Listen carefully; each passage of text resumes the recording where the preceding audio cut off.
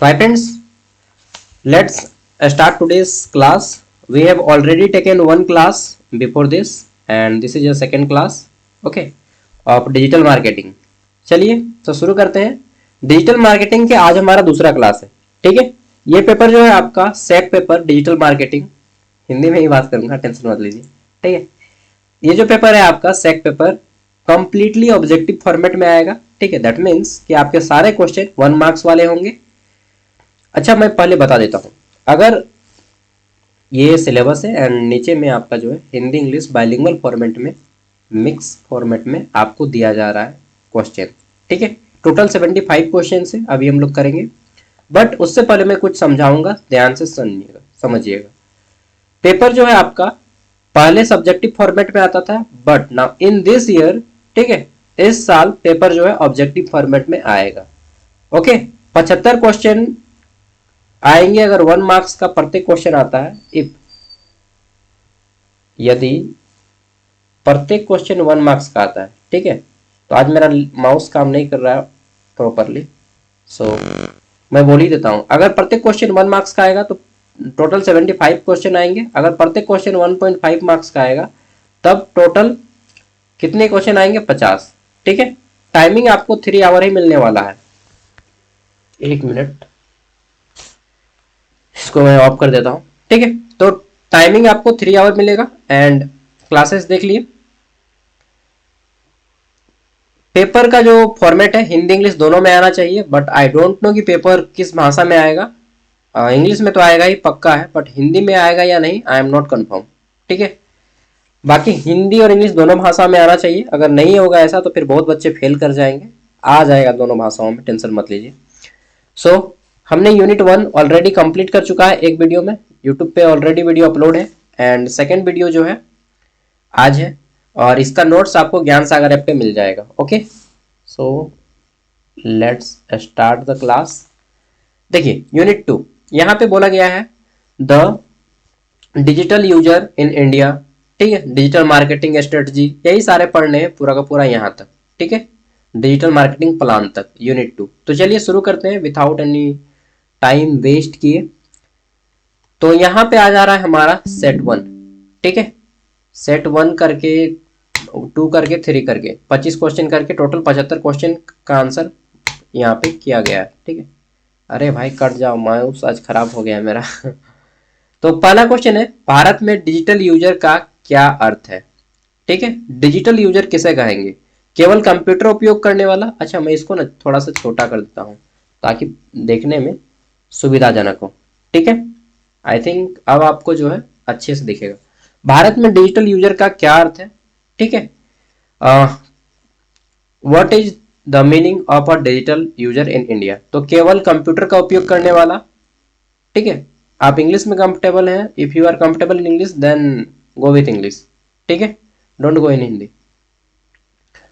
तो a person who use only a computer, केवल computer का उपयोग करेंगे तो उसको हम डिजिटल यूजर बोलेंगे? बिल्कुल नहीं बोलेंगे, ठीक है।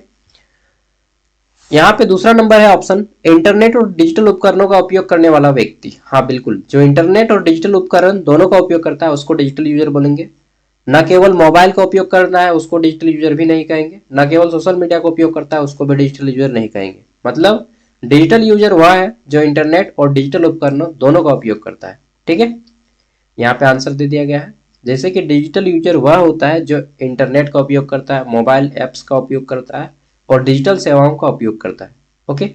नेक्स्ट क्वेश्चन है, भारत में डिजिटल यूजर की संख्या बढ़ने का सबसे मुख्य कारण क्या है, ठीक है। What is the main reason for the increase in digital user in India? तो इंक्रीज क्यों हुआ है भाई? डेटा का दाम क्या हो रहा है? सस्ता हो रहा है, आटा का दाम बढ़ रहा है ना।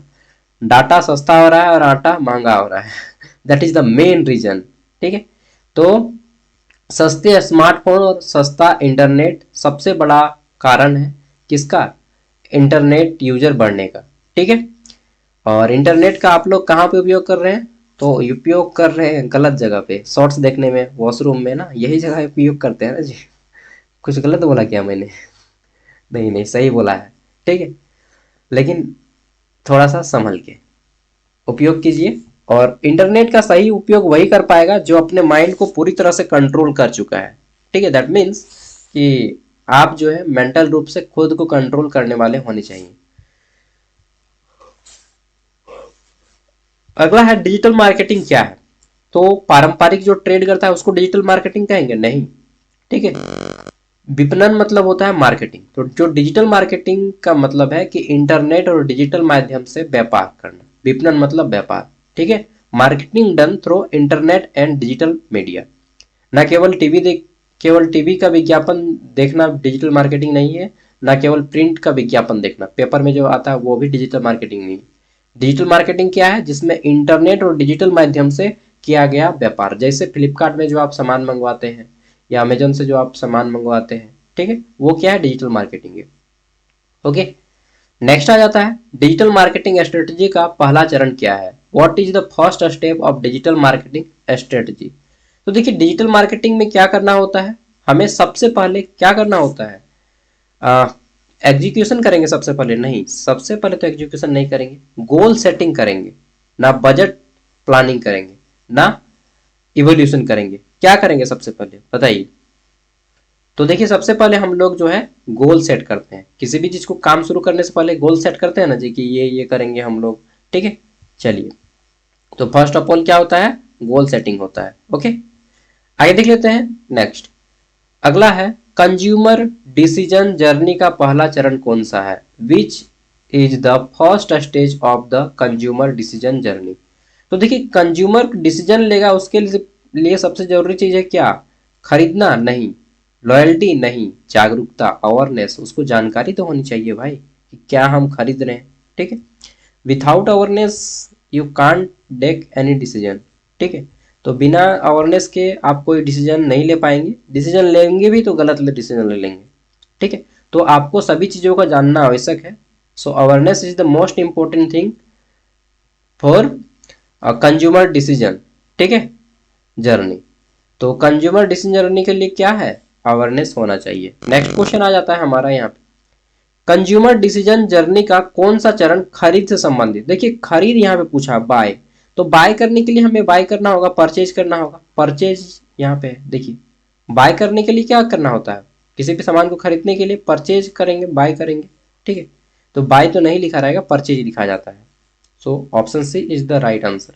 ठीक है, आगे देख लेते हैं नेक्स्ट क्वेश्चन, क्वेश्चन नंबर 7। इसमें पूछा गया है POEM फ्रेमवर्क में P का क्या अर्थ है।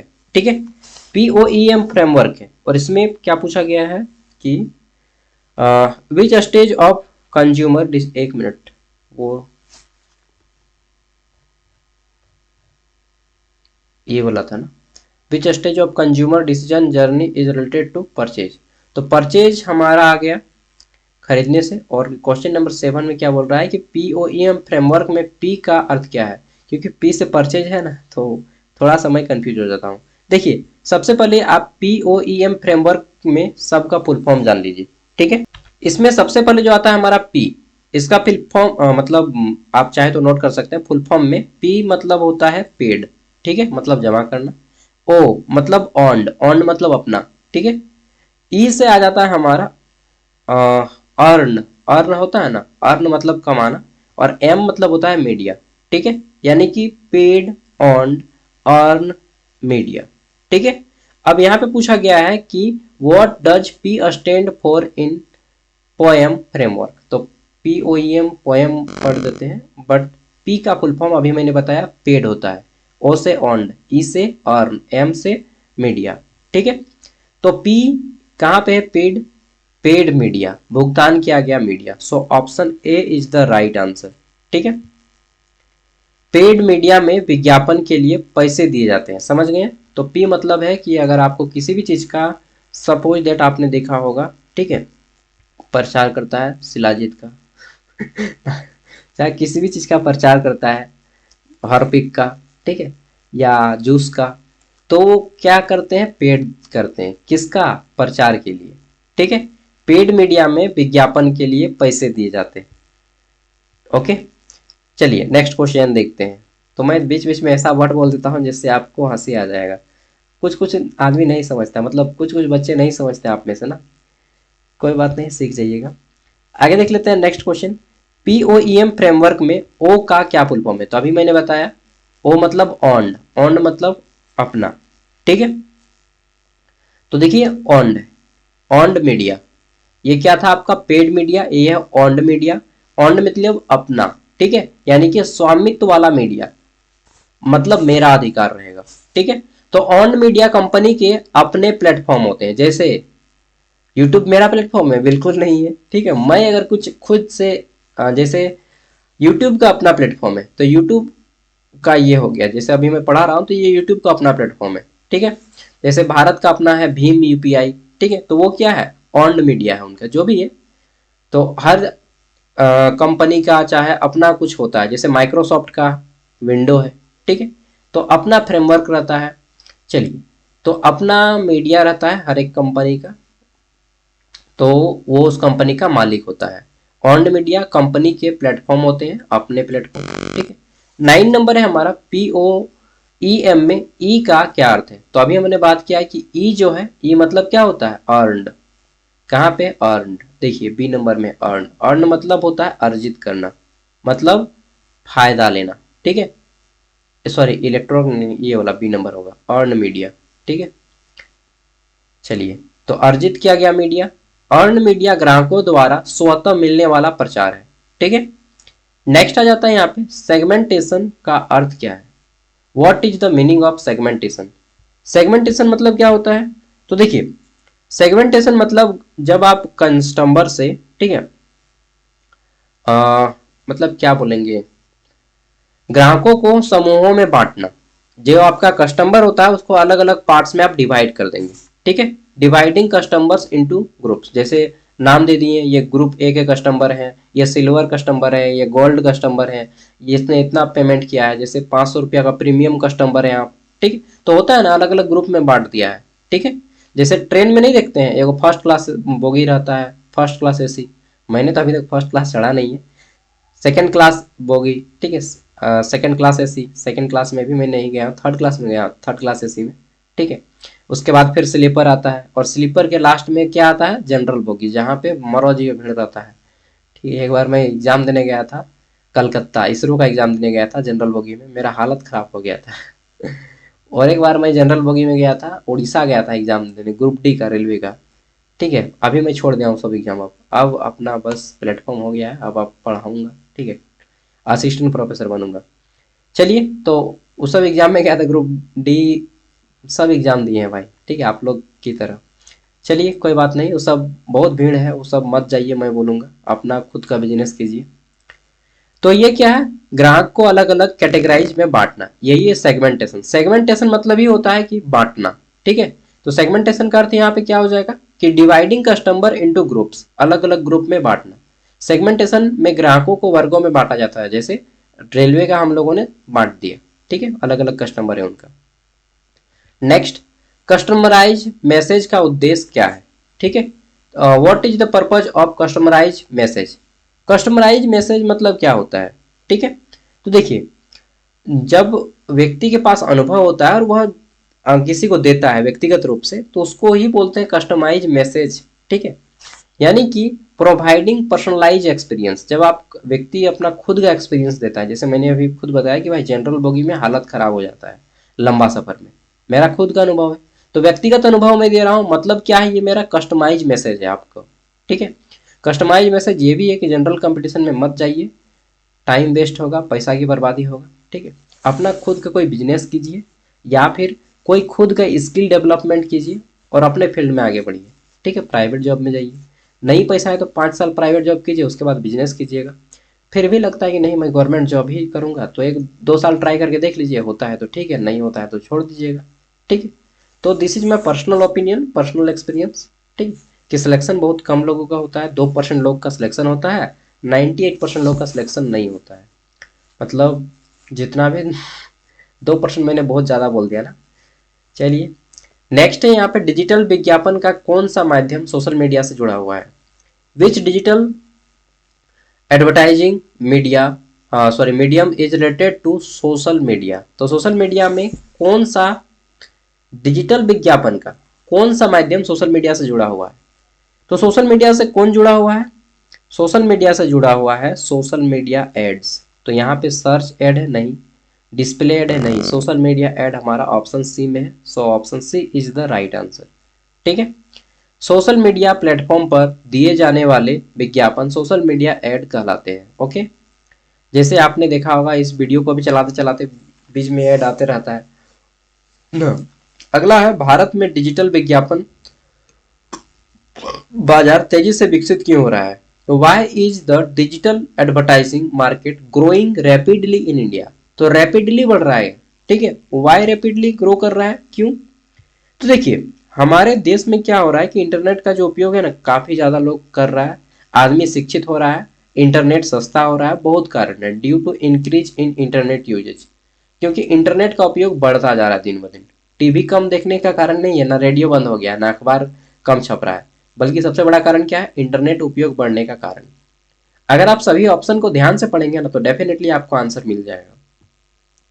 अगला है, डिजिटल मार्केटिंग में एसईओ का पूरा नाम क्या है? तो एस से होता है सर्च, ई से होता है इंजन, ओ से होता है ऑप्टिमाइजेशन। ठीक है, सर्च इंजन ऑप्टिमाइजेशन। ये क्या है भाई? सर्च इंजन ऑप्टिमाइजेशन कहाँ पे है? Search engine optimisation option A में ही हमारा मिल जाता है, सर्च इंजन ऑप्टिमाइजेशन। ठीक है, सोशल नहीं, यहाँ पे देखिए इंजन सब में है, ऑप्टिमाइजेशन सब में है। तो आपको ध्यान देना है सर्च वाला। सर्च करते हैं, आप यूट्यूब पे सर्च किए, क्या सर्च किए? सेक डिजिटल मार्केटिंग एसकेएमयू दुमका सेमेस्टर 3। तो आपने सर्च किया एसकेएमयू दुमका सेमेस्टर 3 डिजिटल मार्केटिंग, और डिजिटल मार्केटिंग का ही आ गया। ऐसा नहीं कि यहाँ पे आपको मैथ का क्वेश्चन आ गया, वैसा नहीं ना हुआ ना। आप सर्च किए डिजिटल मार्केटिंग और वहाँ पे रिम्स रांची का आ गया है वीडियो, वैसा नहीं होगा। जो चीज़ सर्च कर रहे हैं वही चीज़ आ रहा है। क्यों आया वही चीज़? क्योंकि मैंने वही चीज़ आपको इनपुट दिया है सर्च करने के लिए। मैंने वो इंजन फिट किया है कि आप जो चीज़ सर्च मारेंगे वो चीज़, मतलब मैं जो चीज़ सर्च कर रहा हूँ वो चीज़ अगर यूट्यूब में सर्च करेगा तो वो उसी को मिलेगा। यानी कि वो जो सर्चिंग इंजन है मैंने सेट किया है। ठीक है, और आपने सर्च किया। ठीक है, सर्च इंजन मैंने सेट किया, आपने ऑप्टिमाइजेशन किया। तो यही है कि जो चीज़ सेट किए हैं वही चीज़ मिलेगा, उसी को बोलते हैं सर्च इंजन ऑप्टिमाइजेशन। यानी कि जो चीज़ आप सर्च करेंगे वही चीज़ आएगा। ठीक है, अगर आप वहाँ पे लिखिएगा नोटी अमेरिका तो नोटी अमेरिका आएगा, अगर आप वहाँ पे लिखिएगा आईआईटी धनबाद तो आईआईटी धनबाद आएगा। ठीक है, समझ रहे हैं ना मैं क्या बोल रहा हूँ? चलिए, समझने वाले समझ गए बच्चे ना। चलिए देखिए, मैं आपका दोस्त बन के पढ़ाना चाहता हूँ। टीचर बनूंगा तो फिर बहुत मुश्किल हो जाएगा पढ़ना, क्योंकि फिर मजाक नहीं हो पाएगा। चलिए आगे देख लेते हैं next question. So our next question, digital marketing में कौन सा कौशल आवश्यक है? जब हम लोग डिजिटल मार्केटिंग करते हैं, ऑनलाइन खरीदारी करते हैं, तो हमें क्या आना चाहिए? ठीक है, क्या आना चाहिए? देखिए भाई, आपको डेटा को एनालिसिस करना आना चाहिए। ठीक है, अकाउंटिंग नहीं, ना आपको ड्राइविंग स्किल आना चाहिए, ना टाइपिंग स्किल। आपको सबसे बड़ा चीज है डेटा का एनालिसिस। मतलब देखिए, डेटा एनालिसिस करने का अर्थ है कि आप जो चीज सर्च किए वही चीज मिलना चाहिए। दूसरी बात कि वह कितना पुराना है वो चीज ध्यान देना है, कितना दाम का है, कितना दाम ले रहा है। ठीक है, कौन सा कंपनी का है, तो ये सब आपको एनालिसिस करना है, जांच पड़ताल करना है। जब आप डिजिटल मार्केटिंग करते हैं तो यही सब ध्यान रखना है, कितना साइज का है, ठीक है, कितना वेट का है, कितना केजी का है। ठीक है, अगर कहीं और इससे सस्ता मिल रहा है तो वो भी चीज़ देखना है, कौन सी कंपनी का है। तो यही है डेटा का एनालिसिस करना। ओके, लास्ट डेट कब है? मान लीजिए आप कोई सामान मंगा रहे हैं, खाने वाला सामान है, हॉर्लिक्स है, ठीक है, चाहे कुछ भी है, तो वो कब तक उसका लास्ट डेट है, ये सब आपको ध्यान में रखना होगा। ओके, चलिए आगे देख लेते हैं। अगला क्वेश्चन आ जाता है हमारा यहाँ पे कि ईमेल मार्केटिंग का मुख्य लाभ क्या है? What is the main benefit of email marketing? Email marketing क्या होता है? कम लागत, लो कॉस्ट, अधिक समय, या फिर ऑफलाइन उपयोग, या सीमित लिमिट एक्सेस। तो देखिए, ईमेल मार्केटिंग क्या होता है? लो कॉस्ट होता है इसका, बहुत कम प्राइस में आपको ईमेल मार्केटिंग अवेलेबल हो जाता है। ठीक है, एकदम सस्ता। और हम लोग के यहाँ तो फ्री में हो रहा है लगभग ईमेल मार्केटिंग। ईमेल के जरिए आप कुछ सामान बेच रहे हैं तो फ्री में, ईमेल वाला तो पैसा नहीं लिया आज से हमको। ठीक है, ईमेल मार्केटिंग कम लागत में बहुत प्रभावी होता है। और जैसे 15 GB से ज़्यादा अगर आपका डेटा ज़्यादा स्टोर हो जाता है ईमेल में, तो फिर वो पैसा का डिमांड करता है, जैसे कि हमको बहुत बार पैसा का डिमांड किया गया है। ठीक है, तो मैं उसको डिलीट कर देता हूँ पिछले वाला डेटा को और फिर से रन करता हूँ। हालांकि मुझे खरीदना पड़ेगा ईमेल का सब्सक्रिप्शन। अगला आ जाता है कंटेंट मार्केटिंग का मुख्य उद्देश्य क्या है। कंटेंट कंटेंट मार्केटिंग का मुख्य उद्देश्य क्या है? What is the main objective of content marketing? हम लोग बोलते हैं ना कंटेंट, कंटेंट क्या होता है? जिससे किसी भी चीज को, ग्राहक को हम जो चीज बेच रहे हैं, ठीक है, या दे रहे हैं, जिससे ग्राहक को सर्विस मिल रहा है। जैसे मैं आपको यूट्यूब में वीडियो दे रहा हूँ तो ये क्या है? सर्विस है। आपको देने वाला एक सर्विस। आप मेरे ग्राहक हैं, ठीक है, और आप मेरे स्टूडेंट हैं, आप मेरे दोस्त हैं, जो भी हैं, तो वीडियो को वॉच कर रहे हैं, उससे एड आ रहा है, एड से क्या बन रहा है? रेवेन्यू बन रहा है। तो वो क्या हो गया? एक तरह से ग्राहक हो गए। तो जो भी चीज़ आप अपने ग्राहक को बेच रहे हैं वही कंटेंट है, चाहे वो वीडियो हो चाहे कोई सामान हो, ठीक है। तो ग्राहक को जानकारी देना नहीं, कीमती बढ़ाना, विज्ञापन हटाना, उत्पाद बंद करना, ग्राहक को जानकारी देना, प्रोवाइडिंग इंफॉर्मेशन टू कस्टमर्स, इसी को कंटेंट बोलेंगे, ठीक है।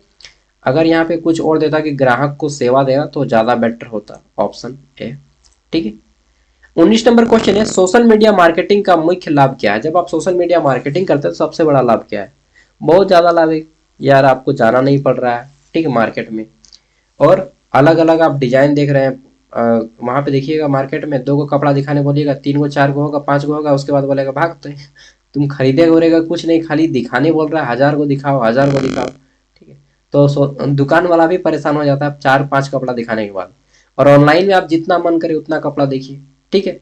दाम मोल भाव करने में दुकान में थोड़ा सा दिक्कत होता है, यहाँ पे एक फिक्स रेट है, उसी में आपको लेना पड़ेगा, ठीक है। तो कुछ अपने फायदे भी हैं, कुछ नुकसान भी हैं।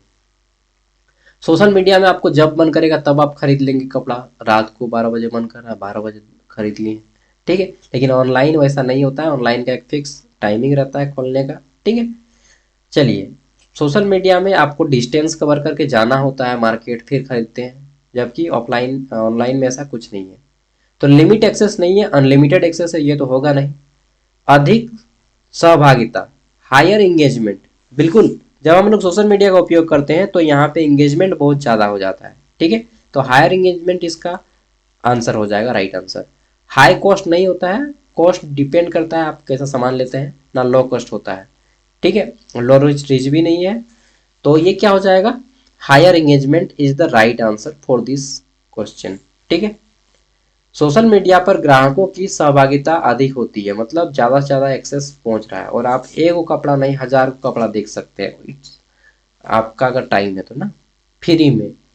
नेक्स्ट है आपका डिजिटल मार्केटिंग में केपीआई का अर्थ क्या है? केपीआई, ठीक है।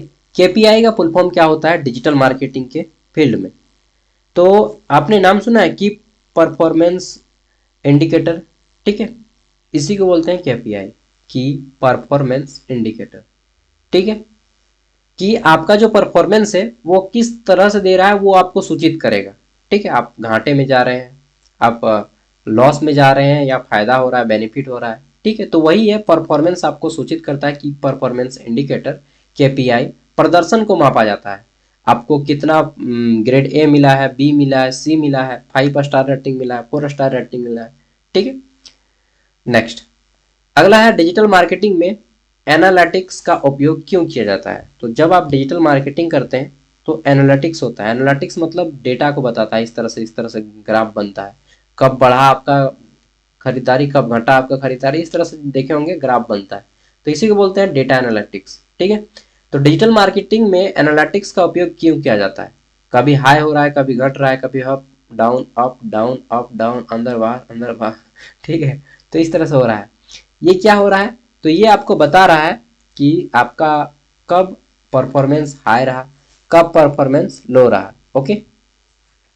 अरे यार माउस तो काम नहीं करता है। प्रदर्शन को मापने के लिए क्या करता है हमारा डिजिटल मार्केटिंग में एनालिटिक्स? क्या करता है? परफॉर्मेंस को जांचता है कि कब हमारा परफॉर्मेंस अच्छा है, कब खराब है, ठीक है। चलिए आगे देख लेते हैं। तो एनालिटिक्स में रणनीति की सफलता जानी जाती है कि भाई ये सफल होगा या नहीं होगा, ठीक है। मोबाइल मार्केटिंग का मुख्य आधार क्या है? What is the main base of mobile marketing? तो मोबाइल मार्केटिंग जब हम लोग करते हैं तो इसका सबसे क्या बोलेंगे, मोबाइल मार्केटिंग का सबसे मेन आधार क्या है? मोबाइल, कोई दुकान खोलता है तो सबसे मेन आधार होता है मोबाइल डिवाइस, ठीक है। उस डिवाइस को सेल करना, उसको बनाना, ठीक है। ना रेडियो बेचेगा, ना न्यूज़पेपर बेचेगा, ना पोस्टर बेचेगा। तो मोबाइल डिवाइस का दुकान खोलेगा, सॉरी, मोबाइल मार्केटिंग अगर कोई कर रहा है तो मोबाइल ही बेचेगा, सिंपल सी बात है। तो option A is the right answer. ऐसा ऐसा ऑप्शन मिलेगा कि आप पढ़ के बिना क्वेश्चन को, मतलब कभी नहीं पढ़े फिर भी आप थोड़ा सा दिमाग लगाएंगे तो आंसर मिल जाएगा, ठीक है, सोचने से। डिजिटल मार्केटिंग में रीटारगेटिंग का अर्थ क्या है? तो डिजिटल मार्केटिंग में रीटारगेटिंग का मतलब क्या है? रीटारगेट मतलब टारगेट को आप पूरा नहीं किए, फिर से दोबारा टारगेट, ठीक है। तो रीटारगेट में क्या होता है कि जो आपके मतलब ग्राहक होते हैं उसको दोबारा से लाने का प्रयास करते हैं, पुराने ग्राहक को दोबारा विज्ञापन दिखाकर लाना, ठीक है। शोइंग एड्स अगेन टू, जो भी प्रीवियस विजिटर्स हैं उसको लाना, ठीक है। अरे यार मुर्गा का सेंट आ रहा है, कहीं पे मुर्गा बन रहा है लगता है। तो पुराने ग्राहक को एड्स दिखा के दोबारा लाने का प्रयास, ठीक है। पूजा रांची कॉल कर रही है, थोड़ा सा उठा लेते हैं, ठीक है। पूजा जी सुनिएगा आप लोग, चलिए, दोस्त है बस। हेलो। हेलो। हाँ पूजा बोलिए। हाँ, राधे राधे। वो बोल रहे थे ना, राधे राधे। एफिडेविट क्या होता है? एफिडेविट आपको बताएंगे हम डिटेल में, हम बना भी देंगे। अभी हम रिकॉर्डिंग कर रहे हैं और आपका वीडियो भी सुनाई दे रहा है। बच्चा लोग को बोल दिए कि सुन लीजिए। अच्छा ठीक है, हम रखते हैं। अच्छा, ठीक है, एफिडेविट कोड का होता है बताएंगे, हाँ। ठीक है। ठीक है, सुन लिए। तो दोस्त हैं, ठीक है, रांची का दोस्त है। अभी हम भी बोकारो से हैं बट रांची में भी रह रहे हैं। एफिडेविट आप लोग को भी मालूम है, कोर्ट का होता है, कोर्ट के द्वारा मान्यता दिया जाता है किसी भी चीज़ के बारे में, ठीक है। शपथ पत्र हिंदी में बोलते हैं। तो एफिडेविट कोर्ट से बनाया जाता है, 50 रुपया लगता है, हो सकता है आपको 100 रुपया लगे, 200 रुपया लगे, लेकिन उसका एक्चुअल दाम 50 रुपया, 25 रुपया होता है। मेरा दोस्त एक वकील है तो फ्री में काम को बना देता है। वकील नहीं है, अभी एलएलबी का पढ़ाई कर रहा है। मेरा एज 24, 24.5 हो रहा है, तो इतना एज में, कम एज में कौन वकील बन जाएगा। चलिए देखते हैं, डिजिटल मार्केटिंग में सीटीआर क्या होता है। सीटीआर मतलब होता है क्लिक थ्रो रेट, ठीक है। अच्छा, 1 minute, this is not my girlfriend, okay. So ऐसा मत सोचिएगा, दोस्त है हम लोग बस। मेरे बहुत सारे लेडी फ्रेंड हैं और बनाना भी चाहिए, ठीक है, बट उस नज़रिए से नहीं। उस नज़रिए से बनाइए किसी एक को, बट वो मिली नहीं है मुझे अभी तक कोई वैसा। चलिए, सो आप लोग गलत मत सोचिएगा, ठीक है। तो ये क्या है, डिजिटल मार्केटिंग में सीटीआर का अर्थ क्या है? पैसा नहीं करना है भाई, जब मन करेगा डायरेक्ट मैरिज करेंगे, ठीक है। क्वेश्चन क्या है, डिजिटल मार्केटिंग में सीटीआर क्या है? सीटीआर मतलब क्लिक थ्रू रेट। देखिए आपने कितना आदमी ने मेरा वीडियो को टच किया, देखा, 1 सेकंड देखा, अरे भाई ये मेरा काम का नहीं है तो हट गया। कुछ कुछ वीडियो को क्लिक किए, ठीक है, और कुछ तुरंत हट गए वीडियो को। कुछ लोगों ने वीडियो को क्लिक किया और कुछ आधा घंटा तक देखा एकदम, कुछ लोगों ने पूरा देखा। तो ये जो है, कितना आदमी हमारे वीडियो को पूरा देख रहा है, इसी को बोलते हैं क्लिक थ्रो रेट, ठीक है। यानी कि कितना आदमी हमारे वीडियो को सही तरीके से देख रहा है, इसको मेजर करता है, ठीक है। सीटीआर क्लिक की प्रभावशीलता को बताता है, और यूट्यूब जब हम लोग एनालिटिक्स चेक करते हैं तो उसमें हमारा सीटीआर भी रहता है, ठीक है, कि 10 में कितना आदमी, 100 में कितना आदमी आपका सीटीआर जा रहा है, 100 में 9 आदमी अगर आपके वीडियो को क्लिक कर रहा है तो कितना आदमी पूरा देख रहा है, वो सीटीआर बताता है, ठीक है, कि हमारा वीडियो का एंगेजमेंट कैसा है। 25 नंबर है, डिजिटल मार्केटिंग में ब्रांड अन्वेषण का क्या अर्थ है? डिजिटल मार्केटिंग में जो ब्रांड होता है, ठीक है, ब्रांड, नाम सुन रहे हैं, जियो ब्रांड हो गया, एक एयरटेल ब्रांड हो गया, ठीक है, इन्फिनिक्स ब्रांड हो गया, एमआई ब्रांड हो गया, ठीक है, लावा ब्रांड हो गया। आपने नाम सुना है, एचपी ब्रांड हो गया, एप्पल ब्रांड हो गया। तो जो कंपनी होते हैं बहुत प्रचलित, तो वही ब्रांड है। तो यही पूछा जा रहा है कि डिजिटल मार्केटिंग में ब्रांड अवेयरनेस क्या है। आप किसी कंपनी के बारे में जानकार हैं, ठीक है, तो आपको क्या है, अवेयरनेस है उस कंपनी के बारे में कि भाई इस कंपनी का जो है ना अच्छा पहचान बना हुआ है। तो ब्रांड की क्या होती है, एक लोगों में पहचान बनी होती है, ठीक है। हाँ, ब्रांड कीमती भी हो सकता है, लेकिन सबसे यहाँ पे पूछा गया है कि अवेयरनेस का अर्थ क्या है, पहचान होती है, ना कि कीमती, ठीक है। ब्रांड का रंग नहीं होता है कोई, ब्रांड का आकार भी नहीं होता। जैसे हम लोग जानते हैं कि भाई टाटा का जो गाड़ी होता है फोर व्हीलर, वो बहुत हैवी आता है। बाइक में बात करें कि भाई सबसे रफ एंड टॉप बाइक कौन है, स्प्लेंडर है। स्प्लेंडर सबसे रफ एंड टॉप है और इंडिया का टॉप सेलिंग बाइक है, सबसे ज्यादा बेच बिकता है वही, ठीक है, स्प्लेंडर। मैंने भी स्प्लेंडर ही खरीदा है। इसलिए नहीं कि मैंने स्प्लेंडर खरीदा है तो इसका क्या बोलते हैं, बड़ा ही कर रहा हूँ, नहीं नहीं। इंडिया का टॉप सेलिंग बाइक है स्प्लेंडर, और सबसे ज़्यादा लगभग लगभग माइलेज भी वही दे रहा है। ठीक, आम आदमी उसी को खरीदता है। चलिए, मैंने भी खरीदा है अपने पैसे से स्प्लेंडर। चलिए तो आगे देख लेते हैं क्वेश्चन नंबर 26 से। यहाँ पे सबका मैं पीडीएफ लिंक दे दूंगा ज्ञान सागर ऐप पे, पूरा का पूरा 26 से यहाँ पे आपका आ जाता है 75 तक। ठीक है, कहाँ गया जी, यहाँ पे मैं दिखा देता हूँ आपको। दौड़ाओ दौड़ाओ दौड़ाओ, भागो भागो भागो, तेजी से भागो, फेंको, पूरी क्षमता के साथ फेंको। तो देखिए 75 नंबर क्वेश्चन यहाँ पे आ जाता है। 75 क्वेश्चन है, सबका मैं पीडीएफ वीडियो का जो है, सॉरी, ज्ञान सागर ऐप पे मैं इसका पीडीएफ दे दूंगा। ज्ञान सागर ऐप के बारे में जो लोग नहीं जानते हैं, थोड़ा सा बता देता हूँ। ऐप का लिंक जो है वीडियो का डिस्क्रिप्शन में दे दूंगा, ज्ञान सागर ऐप का लिंक। ठीक है, और यहाँ पर भी थोड़ा सा बता देता हूँ। ये रहा हमारा ज्ञान सागर ऐप। कहाँ गया जी आपका ज्ञान सागर ऐप, यहीं पे तो है। अरे यार, माउस का नाम सुबह को खोल के देखेंगे क्या हो गया मेरा माउस। बड़ी मेहनत से एक वो लैपटॉप खरीदे थे यार, मतलब खरीदे हैं ये वाला लैपटॉप, ठीक है, ईएमआई से। तो ये है हमारा ऐप। इसी चैनल का नाम ज्ञान सागर है, और इसी के चैनल के नाम पे जो है इस ऐप का नाम रखा गया है। ओके, और इसका जो है आप इंस्टॉल कीजिएगा, फिर अपना नाम और मोबाइल नंबर दीजिएगा, लॉगिन हो जाएंगे, ओटीपी आएगा, और उसके बाद ऑल कोर्स में आएंगे आप। ठीक है, ये आप ओपन हो जाएगा, आपको आना है ऑल कोर्स में। ऑल कोर्स में आने के बाद यहाँ पे SKMU दुमका का कोर्स ले लीजिएगा, ये वाला 60 रुपया का रहेगा। ठीक है, अगर किन्हीं को कोई फ़ोन पे वगैरह नहीं चलाते तो किसी दूसरे को बोलिएगा पेमेंट करने उसके मोबाइल से, फिर अपने मोबाइल में इंस्टॉल कीजिएगा इस ऐप को, और उसका मोबाइल नंबर देके लॉगिन कीजिएगा। फिर भी कोई दिक्कत होगा तो यहाँ पे स्लाइड पार होगा, ये स्लाइड जो है देखिए, यहाँ पे स्लाइड पार होते रहेगा, आपको एक स्लाइड में नंबर मिलेगा, उस नंबर पर व्हाट्सएप कीजिएगा। ये 5 गो स्लाइड है, 1 2 3 4 5। ठीक है, अलग अलग यूनिवर्सिटी का है, आपको अपने यूनिवर्सिटी का लेना है। एक बार खरीद लीजिएगा तो कंप्लीट ग्रेजुएशन का कोर्स फ्री हो जाएगा, फिर आप हर एक सेमेस्टर का कोर्स मिलता रहेगा। मेजर हो, माइनर हो, सेमेस्टर 3 हो, 4 हो, 5 हो, 6 हो, 7 हो, 8, 8 सेमेस्टर तक एक बार खरीद लिए तो 4 साल तक का सब कंटेंट फ्री हो जाएगा। सिर्फ 60 टका में 4 साल तक सब कुछ फ्री। ऐप का लिंक वीडियो के डिस्क्रिप्शन में भी है, और आपको प्ले स्टोर में भी मिल जाएगा। ठीक है, थैंक यू दोस्तों, bye bye, take care. Video काफ़ी लंबा हो जाता है इसलिए इतना ही, जोहार। ठीक है, क्या खूब लगती हो